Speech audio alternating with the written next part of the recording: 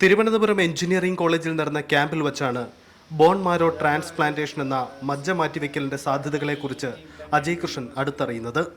ഈ മേഖലയിൽ പ്രവർത്തിക്കുന്ന ധാത്രി എന്ന സംഘടനയാണ് ഇത് പരിചയപ്പെടുത്തിയത്. ഗുരുതരമായ രക്താർബുദ രോഗം ബാധിച്ച 12 വയസ്സുകാരനാണ് അജയ് കൃഷ്ണൻ മജ്ജ ദാനം ചെയ്തത്. ചെന്നൈ അപ്പോളോ ആശുപത്രിയിൽ ഈ മാസം 3-നായിരുന്നു ശസ്ത്രക്രിയ. 12-year-old ചൈൽഡായിരുന്നു.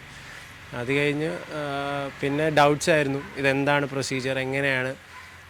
അപ്പോൾ പിന്നെ ചേച്ചിയുടെ അടുത്തും പിന്നെ അമ്മയുടെ അടുത്തൊക്കെ കോണ്ടാക്ട് ചെയ്തു.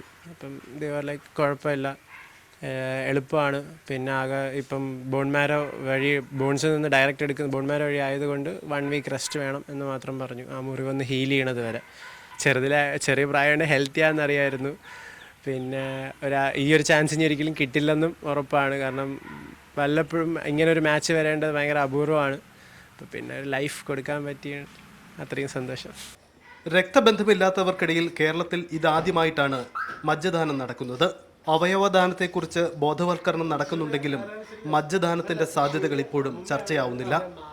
ബ്ലഡ് ക്യാൻസർ പോലുള്ള രക്തകോശങ്ങൾക്ക് ഗുരുതരമായ തകരാർ സംഭവിക്കുന്ന രോഗികൾക്ക് പുതുജീവനേകുന്നതാണ് ഈ ചികിത്സാ രീതി.